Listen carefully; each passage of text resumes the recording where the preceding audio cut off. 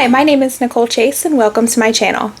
I design fun and colorful amigurumi crochet patterns that are great for any skill level. In this video, I'm going to show you how to read a crochet pattern.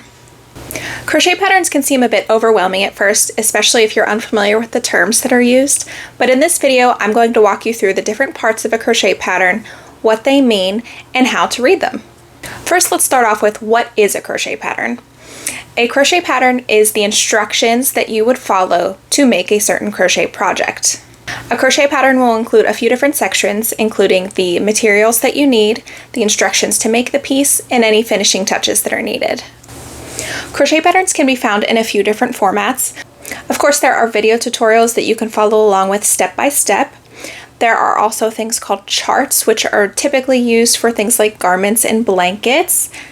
And then, of course, there are written patterns, which are, generally speaking, the most common. And of course, written patterns are what we're going to talk about today. And even written patterns can be found in a few different formats themselves.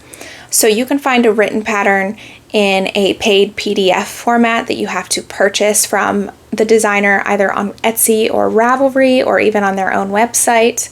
And the PDF can be downloaded on your own device. It can be printed. Some patterns are formatted to be printer friendly and not have a ton of pictures in color. Other patterns may be formatted specifically for viewing on a device and may include a lot of color and photo tutorials throughout. Or you can also find ad-supported patterns, which are typically free and then are offered on the designer's website where they can earn money from the ads rather than directly from the crocheter. So there are a few different ways to access written patterns, but generally speaking, no matter the format, they all include the same information. While following along with crochet video tutorials is awesome, and if that's the best way that you learn, that's great. If you are able to learn how to follow a written crochet pattern, that will open up so many more options for you for your projects. In this video, we're going to walk through one of my patterns, and I'm going to show you the different parts of the pattern and how to read them. While every crochet pattern designer has their own style and formatting, generally speaking, all crochet patterns follow this similar format, including materials, notes, and then the pattern itself. Starting with the materials and details page, typically at the beginning of each pattern, you'll find important details that you'll need to know before starting the pattern. This can include information on the materials such as a hook, yarn, stuffing, etc., and the pattern may also list the pattern difficulty, the item's finished measurements, and if there's a gauge required for the pattern. Here you can see the material section for one of my patterns, where I list the measurements, gauge, hook size, other tools that are needed, the yarn weight that's used, the specific brand of yarn that's used, and the yardage of that yarn, and then any other materials that you need. If you're not familiar with gauge, gauge refers to the number of stitches in rows per inch using a specific stitch, yarn, and hook. Gauge is generally not necessary when creating amigurumi projects since they typically don't need to fit a specific size, but it is important when making wearable items that need to come out to a certain size so that it fits properly. Everyone crochets a bit differently, and ensuring that gauge is met is how a maker can be sure that their garment is going to come out to the designer's specifications. This is also important when using a yarn other than the yarn that the designer has suggested in the pattern. Since amigurumi is not typically intended to fit any certain size, gauge is not typically given. If you use a similar yarn and hook size, you should produce a similar sized amigurumi. However, if you wanted to create a project that was much smaller or much larger, you would just need to adjust your yarn and hook size accordingly. Also, at the beginning of a crochet pattern, there is typically a section for special notes that are helpful to know throughout the making of the pattern. For example, the notes may indicate if the pattern is worked in the round continuously and you need to use stitch markers, or if the pattern is worked with joined rounds. Here you can see the note section from one of my patterns. One of the most important sections when learning how to read a crochet pattern is the stitch details. This is where the designer will list the stitches that are used throughout the pattern and the abbreviations that are used to identify them. If you're familiar with the stitches listed, you shouldn't have any problem following the pattern. There may also be an area where any special stitch instructions are listed. This will typically include any details on any stitches that aren't very common or a stitch that needs to be completed in a specific way. Here you can see a clipping of my pattern where I recommend to use the invisible decrease method for the single crochet two together or decrease stitch. This is something that I recommend in all of my amigurumi patterns, so I specify that in each pattern. Some crochet patterns come with extra photo tutorials for general processes, assembly, embroidery, or any other potentially difficult parts of the pattern. Depending on the format of the pattern, they could be listed throughout the pattern where they're relevant, or if the pattern is formatted to be printer friendly, the photos may be shown at the very end of the pattern.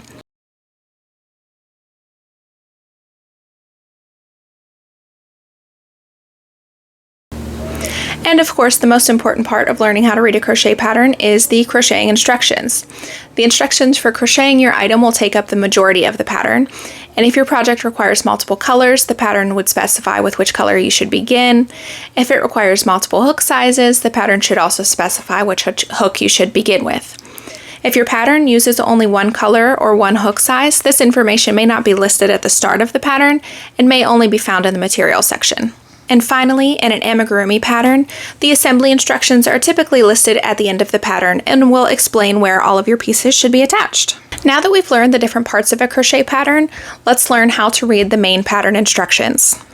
Before you start, of course, it's always important to look at the pattern details and notes sections so that you make sure that you have any necessary information to completing the pattern appropriately. Each line of stitches in a crochet pattern is either referred to as a row or a round. When crocheting a flat project, your project is typically worked in back and forth rows. When crocheting amigurumi, your project is typically worked in a continuous round and the lines of stitches are referred to as rounds. Each row or round in a pattern is identified with a number, and it can be abbreviated to R1, R2, like I use here. It may also be listed as row 1, row 2, etc. Or it could even just say 1, dash, and then the pattern instructions 2, dash, and so on. Next, we'll take a look at the stitch count. The stitch count is listed at the end of each round or row. It can be shown in parentheses, or it may even just be listed at the end of that line's instructions. As you're making increases or decreases throughout your patterns, the stitch count will change for each round. So you can check your own stitch count against the stitch count listed in the pattern to ensure that you're following along correctly and haven't missed any stitches or added any extras. So here we can look at R1, begin with 6 single crochets in a magic ring. So of course you'll have 6 stitches. And then R2, you're doing 2 single crochets in every stitch around, or increasing. So at the end of that round, you'll have 12 stitches. There are often a lot of repeating stitches when crocheting, and this can be indicated a few different ways depending on the designer. Repeating stitches in my pattern are indicated with an asterisk or the little star. So let's look at round 3. This round is stating that you should work 2 single crochets in your first stitch, 1 single crochet in your next stitch, 2 single crochets in your next stitch, 1 single crochet in your next stitch, etc. So you'll be repeating 2 and 1 all the way around until you reach your stitch marker, and then you'll have a stitch count of 18 stitches. Parentheses and brackets can also be used to demonstrate repeating sequences, so those same instructions for round 3 could be written like these other 2 examples as well. Next, we'll look at repeating rows. So rows or rounds are often repeated in crochet patterns. This can be indicated in the number of rows or rounds at the beginning of each line, or it can be done with a line of instructions. So for example, if you look in my pattern at round 7, it's round 7 through 14. This indicates that for round 7, 8, 9, 10, 11, 12, 13, and 14, you will follow those same instructions. Another way that could be written is round 7, 1 single crochet in every stitch around for a total of 36 stitches, and then a line beneath that saying repeat round 7 for rounds 8 through 14.